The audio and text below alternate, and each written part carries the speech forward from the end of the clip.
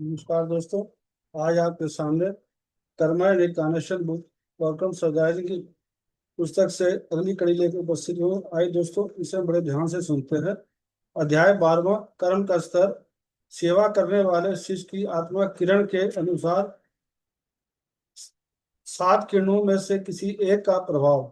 यह बहुत संभव है कि प्रेम का उल्लंघन न केवल हमारी सभी सामाजिक, आर्थिक और राजनीतिक समस्याओं का कारण बनता है, जिसका हमारे स्वास्थ्य पर नकारात्मक प्रभाव पड़ता है, बल्कि हमारे स्वास्थ्य पर भी सीधा प्रभाव पड़ता है। विश्व भर में हमारे सामाजिक जीवन में स्वास्थ्य और सद्भाव की बहाली केवल इस महान ऋषि द्वारा परिभाषित प्रेम के माध्यम से ही संभव है। प्रेम कर्म ऋण चुकाने का सबसे तेज और सुरक्षित तरीका है। प्रेम हमारे बैंक खाते में तिगुना ब्याज पैदा करता है और कभी भी नकारात्मक कर्म उत्पन्न नहीं करता। हम जानते हैं कि कई विकृत लोग प्रेम के नाम पर अपनी घृणा और जहर का इस्तेमाल करने में भी माहिर होते हैं। अधिक प्रेम, अधिक त्याग, अधिक आत्म त्याग और अधिक विनम्रता से सिद्ध होता है। सबसे बड़ा आनंद उस क्षण आता है जब हम मानवता की सहायता के लिए अपना सर्वश्रेष्ठ प्रयास करते हैं, क्योंकि वह क्षण और उद्देश्य के उद्देश्य से संपर्क का क्षण होता है।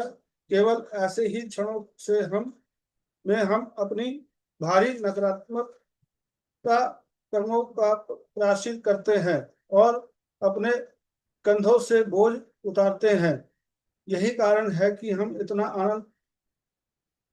आनंद मिलता है। कुछ लोग क्रूस पर चढ़ाने के चित्रों के घोर पीड़ा, विपत्ति, रक्तपात, पीड़ा और दुख देखते हैं, लेकिन वह क्षण मसीह के लिए परम आनंद और सौंदर्य का क्षण था, क्योंकि वह इतने दिव्य थे कि उन्होंने संसार के उद्धार के लिए अपना सर्वस्व निछावर कर दिया। नए नियम में क्रूस पर चढ़ने के वर्णन की वास्तविकता से मेल नहीं खाते। इससे पहले वह कभी भी इतने गौरवशाली परमानंद में नहीं थे जितना कि वह क्रूस पर थे। मानवता के प्रति अपने प्रेम के लिए खून बहा रहे थे।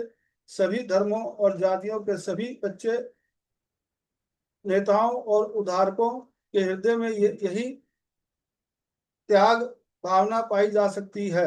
उनके जीवन मानवता को उसकी मानव निर्मित कारीगरों और दुखों से मुक्त करने के तरीकों और साधनों के उदाहरण थे। कर्म हमें सिखाता है कि कैसे हर परिस्थिति में अविचलित रहा जाए। परिवर्तन का वह बहुत अजीब लगता है कि, लेकिन अगर हम ध्यान से देखें तो सबसे बड़ी सीख जो हमें सीखनी चाहिए वह है इस बदलती दुनिया में अपरिवर्तनीय बने रहना। वह अपरिवर्तनीय आत्मा का अंतरतम सार है। यही सच्ची आत्मा है। कर्म धीरे धीरे सिखाता है कि आकर्षण प्रतिकर्षण लाता है, संचय वितरण लाता है और शक्ति दुर्बलता में परिणत होती है। कर्म हमें इतना बुद्धिमान बनाता है कि हम परिवर्तन के जंगलों से होते हुए अपरिवर्तनशीलता के शिखर तक पहुंचने का रास्ता खोज सकें। शरीर में रहने वाला ना तो कभी जन्म लेता है ना ही मरता है। यह सत्य नहीं है कि अस्तित्वहीन होने पर ही वह अस्तित्व में आता है, ना ही अस्तित्व में रहने पर वह फिर से अस्तित्वहीन हो जाता है। वह अजन्मा, शाश्वत, अपरिवर्तनशील आत्मा है। जब तक हम कर्म के जगत में फंसे रहेंगे, हम ऐसी अपरिवर्तनशीलता की स्थिति तक नहीं पहुंच पाएंगे। केवल भुगतान ही हमें सच्चे आत्मा के मार्ग पर ले जाएगा। हर गलत कर्म किसी भी स्तर पर हमारे सच्चे आत्म से विमुखता, हमारी आत्मा से पलायन है। पदार्थ और उन शक्तियों के साथ तादात्म्य जो अपने भंवर में ऑपरेशन हमें सिर्फ को खोजने की अनुमति नहीं देगा। स्वयं से अलगाव है। दोस्तों, अगली कड़ी कल फिर लेकर उपस्थित होंगे। धन्यवाद। Thank you.